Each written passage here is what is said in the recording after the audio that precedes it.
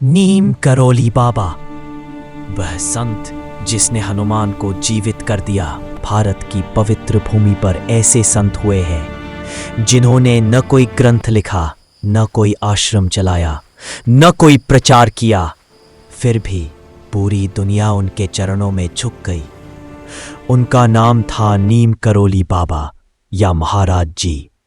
कुछ उन्हें हनुमान का अवतार मानते हैं, कुछ उन्हें ईश्वर का साक्षात रूप, और कुछ कहते हैं वह व्यक्ति नहीं थे, वह चेतना थे। आज भी उनके भक्तों में एप्पल के संस्थापक स्टीव जॉब्स, फेसबुक के मार्क जकरबर्ग और लाखों अज्ञात साधक शामिल हैं। लेकिन सवाल यह है, एक अनपढ़ गुमनाम ग्रामीणी साधु दुनिया के सबसे बड़े दिमागों का गुरु कैसे बन गया? क्या वाकई उनके पास चमत्कारी शक्तियां थी? और क्यों कहा जाता है महाराज जी कभी मरे ही नहीं? आज की यह कहानी केवल एक संत की जीवनी नहीं, यह कहानी है भक्ति, त्याग, प्रेम और रहस्य की। नीम करोली बाबा का जन्म 1900 के आसपास उत्तर प्रदेश के अकबरपुर, फिरोजाबाद जिला में माना जाता है।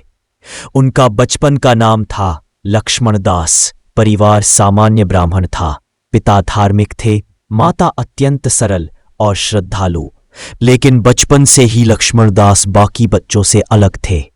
खेल कूद में मन नहीं लगता, घंटों चुपचाप बैठे रहते, मंदिरों में जाकर मूर्तियों से बातें करते।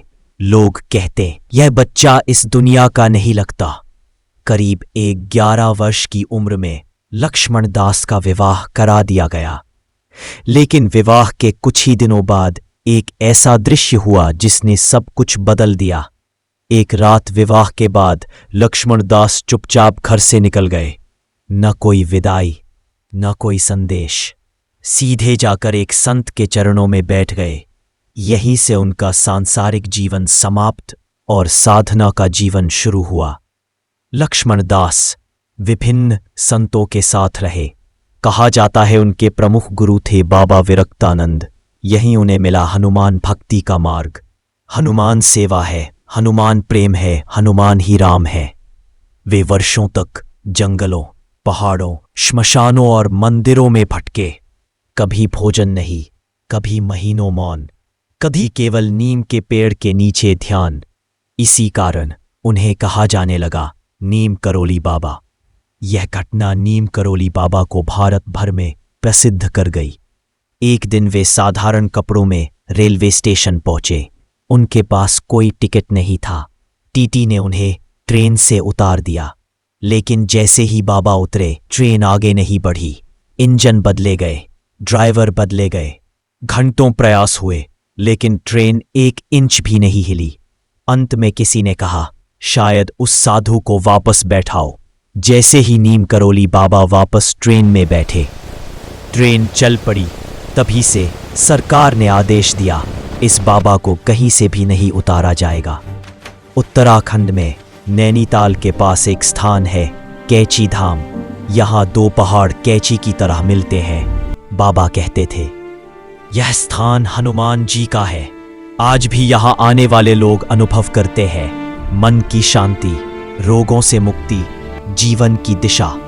हर साल 15 जून को लाखों लोग कैची धाम पहुंचते हैं। कई संत मानते हैं नीम करोली बाबा हनुमान जी के अवतार थे।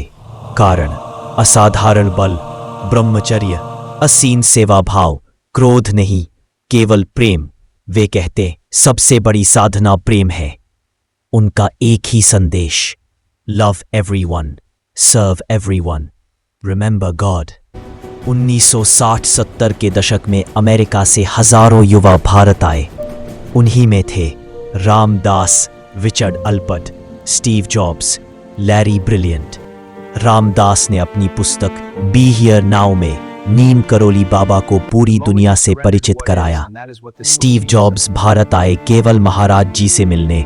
हालांकि उन्हें दर्शन नहीं मिले, लेकिन उनकी शिक्षाएं उनके जीवन की नींव बन गई। लोगों ने देखा बाबा बिना बताए लोगों के मन की बातें कह देते, दूर बैठे भक्तों की समस्याएं जानते, रोगियों को छूकर ठीक कर देते। लेकिन बाबा कहते, मैं कुछ नहीं करता, सब राम करता है। 11 सितंबर 1973 वृंदावन में नीम करोली बाबा शांत भाव से लेटे थे। उन्होंने कहा, मैं जा रहा हूं। धीरे धीरे उन्होंने शरीर त्याग दिया। लेकिन भक्त कहते हैं, वे गए नहीं, वे हर जगह है। आज भी लाखों लोग उन्हें सपनों में देखते हैं, अनुभव करते हैं, महसूस करते हैं। समापन, क्या नीम करोली बाबा आज भी जीवित है?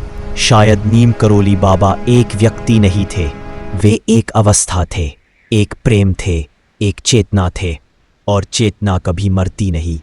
अगर आपको लगता है कि यह कहानी दुनिया को जाननी चाहिए, वीडियो लाइक करें, कमेंट में लिखें, जय महाराज जी, चैनल सब्सक्राइब करें।